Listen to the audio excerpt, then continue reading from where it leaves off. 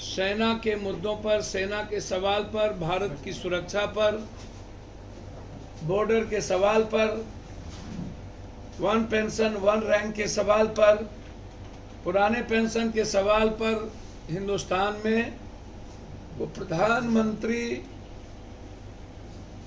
की जुमलेबाजी सरकार के द्वारा कई सारे जुमले, जिसमें सेना भी इनके लिए जुमला था। मुझको लगता है कि इससे बड़ा जुमला क्या हो सकता है। अमित शाह जी ने जो बात कही, चाहे वो नोटबंदी, काला धन, ब्लैक मनी, जो भी चीजें उन्होंने कही, और आज 8.5 सालों में उनकी जो जुमलेबाजी हुई, यह काबिले बर्दाश्त नहीं है कि हिंदुस्तान की असुरक्षा,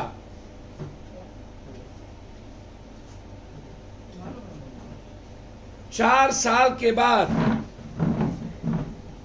जो लोग ट्रेंड अग्निवीर सैनिक निकलेंगे, सेना की गोपनीयता हो, उसकी सुरक्षा हो, आंतरिक और बाह्य सुरक्षा को लगातार बीजेपी की सरकार संकट में डालती जा रही है। One pension, one law, one nation, one ration, one nation, one election, यह सब जुमला था। सारे सैनिक के अस्मिता पर ही नहीं, देश के सुरक्षा के पर खतरा हो गया।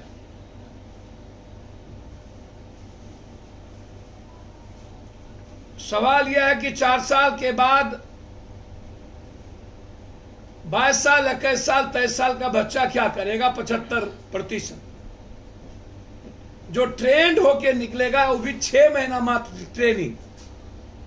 यदि उनकी जिंदगी खतरे में हुई, कोई पेंशन नहीं, जिस पेंशन की बात कांग्रेस की 2 सरकार पुरानी पेंशन योजना को लागू कर दिया, बीजेपी की एक भी सरकार ने पुरानी पेंशन योजना लागू नहीं किया।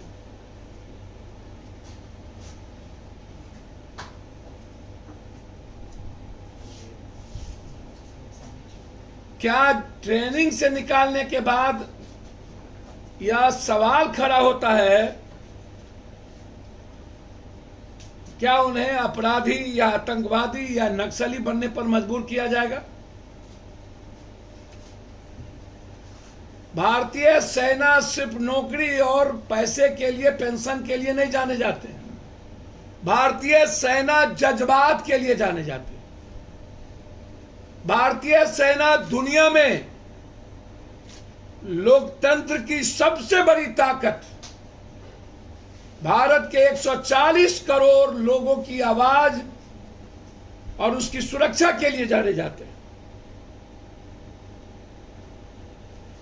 और ऐसे में जब सरकार उन्हें पूर्णकालिक सुरक्षित पेंशन आदि सुविधायुक्त नौकरी नहीं दे सकती, तो ऐसे सरकार को 1 मिनट भी सत्ता में रहने का अधिकार नहीं है। संविदा पर सरकारी स्कूलों में नियुक्ति हुई, सरकारी स्कूलों की शिक्षा व्यवस्था चौपट हो गई। क्या मोदी सरकार भारत के सेना को कमजोर कर खत्म करने की साजिश रच रही है? मेरा सीधा आरोप है, यह देश विरोधी निर्णय ही नहीं, यह देशद्रोही निर्णय है। आखिर सरकार को हिम्मत कहां से आती है संविदा में के द्वारा सेना की नियुक्ति करने की, जब सारी सरकारी नौकरियां कॉन्ट्रैक्ट पर बहाली खत्म करने की लड़ाई देश भर में चल रही है। पुरानी पेंशन आंदोलन चल रहा है कि पुरानी पेंशन को लागू करो। ऐसे में केंद्र की भाजपा सरकार सेना में संविदा पर नियुक्ति करने का निर्णय, यह आत्मघाती है सेना के अस्मिताओं से। क्या सैनिक को भी अडानी के अंडर में कर देना चाहती है? क्या उसका दरबान बनाना चाहती है?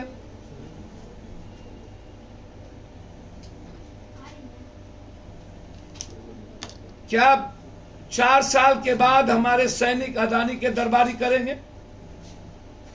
नौकरी कौन तय करेगा?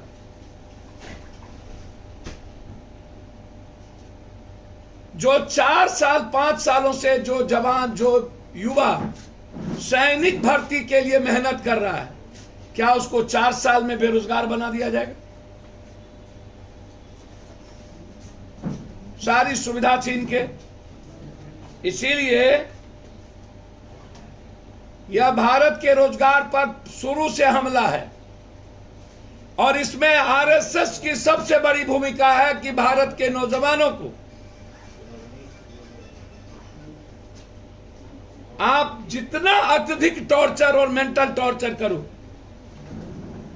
16 करोड़ रोजगार का क्या हुआ 8 सालों में? लॉकडाउन, जीएसटी, नोटबंदी के बाद 12 करोड़ बेरोजगार जो हुए भारत में, उसकी क्या स्थिति है? और 10.5 लाख नौकरी की बात करने वाली नरेंद्र मोदी की सरकार 24 ईस्वी के पहले, चुनाव के पहले, उसमें हर साल 40,000 बेरोजगार फौज को खड़ा कर मरने पर मजबूर करना और भारत के लिए खतरा पैदा करना। ये भारत विरोधी है, ये युवा विरोधी है, ये रोजगार विरोधी है, ये किसान विरोधी है, ये छात्र विरोधी है और ये सबसे ज्यादा मजदूर विरोधी। इसके खिलाफ जंग लड़ने की जरूरत है। नरेंद्र मोदी जी जवाब दीजिए, 8 सालों में 16 करोड़ नौकरी कहां गई? One nation one education, one nation one health, one nation one pension. और दुनिया में सबसे ज्यादा, यदि हमको किसी पर भरोसा और गर्व था और है, तो भारत की सुरक्षा, भारत के बॉर्डर, भारत के सैनिकों पर, जवानों पर। और उसी पर हमला नरेंद्र मोदी जी की सरकार पर। जब तक भारत की सुरक्षा और सैनिक के जज्बात और उसकी सम्मान को वापस नहीं किया जाएगा, जन अधिकार पार्टी आज 4 बजे पुतला दहन, कल पूरे बिहार में पुतला दहन, पूरा बिहार में आंदोलन। तब तक आंदोलन होगी जब तक नरेंद्र मोदी की सरकार अग्निवीर निर्णय को वापस नहीं लेगी। दूसरा, लगातार आज पड़ोसी के घर में आग लगा है। हिटलर, नेपोलियन, चंगेज खां और किंग जॉन से भी ज्यादा खतरनाक तरीके से लोकतंत्र और ये कांग्रेस पर हमला नहीं है। पहली बार किसी भी पार्टी के दफ्तर में पुलिस ढूक करके महिला सांसद और सीनियर लीडर को घसीट के मारा।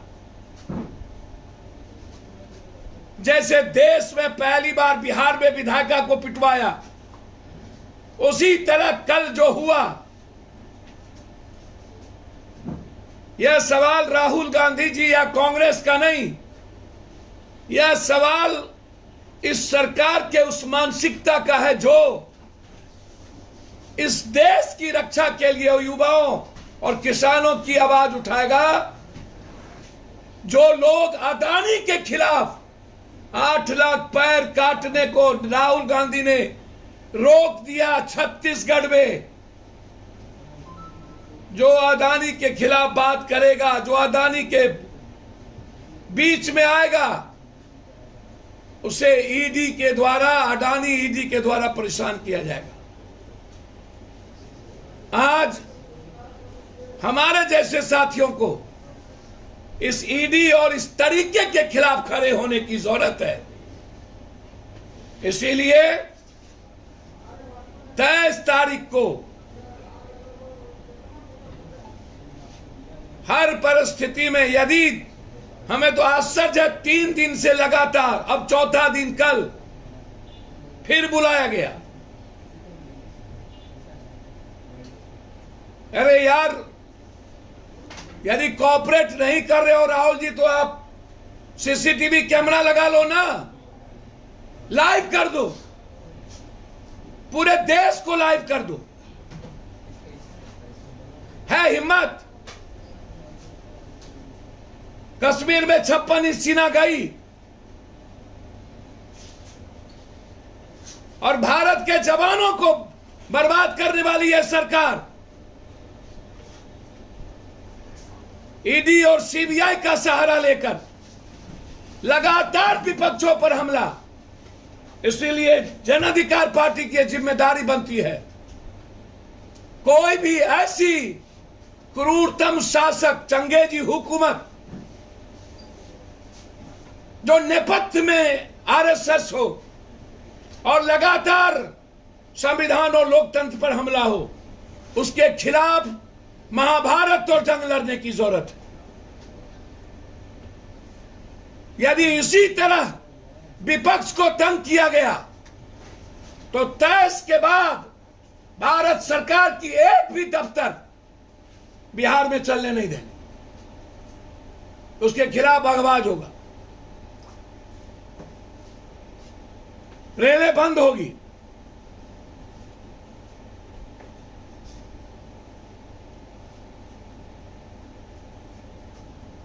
हिटलर के शासक को यह देश कभी बर्दाश्त नहीं करता। भारत की रक्षा के लिए एक पप्पू नहीं, लाखों पप्पू कुर्बान होने को अब तैयार है।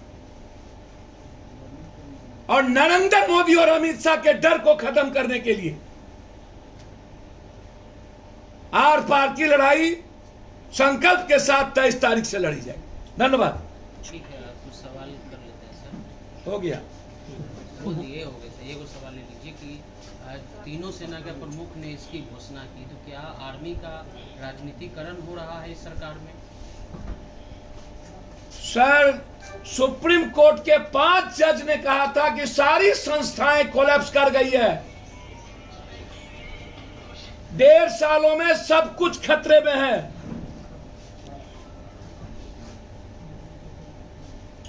आठ साल नहीं, 4 साल नहीं मोदी है, 8 सालों से।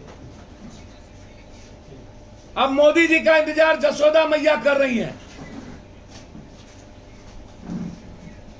अग्निवीर पीएम बनकर ये अब लौट जाए, छोड़ दे इस देश को।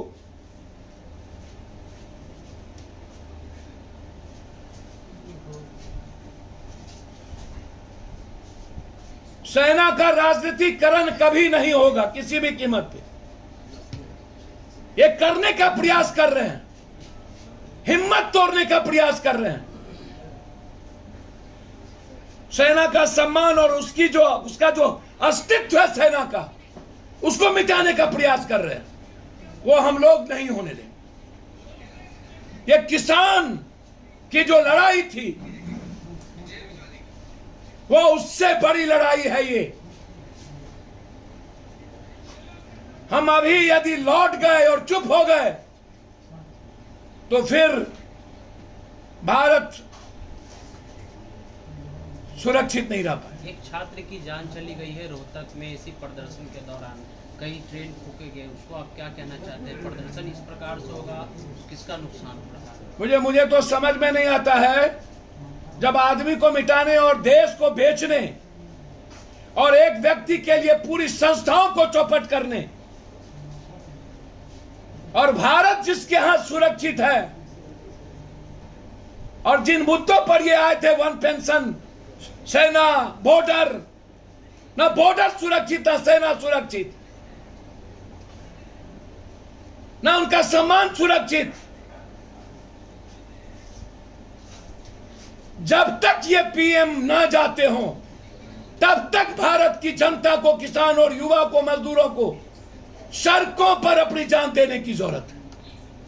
एक जान नहीं, लाखों जान देकर इस सरकार को खत्म करने की जरूरत है। किसान बिल की तरह इस मुद्दे पर भी सरकार झुकेगी? ये भारत में कोई हिटलर न रहा है न रहेगा। भारत की जनता सबसे बड़ी ताकत है और हमेशा निर्णय देती है और बड़े से बड़े हिटलर को मिटा के रख देती है। 10 लाख रोजगार की बात कर रहे हैं नरेंद्र मोदी भैया, पहले 16 करोड़ रोजगार की बात करें ना, और 12 करोड़ खत्म हो गया। 24 में 10 लाख की बात कर रहे हैं, वो भी संविदा। कल पूछेगा सैनिक से, कौन सा सैनिक, संविदा वाला, नियोजित वाला कि वो वाला, जैसे मास्टर साहब को पूछता है।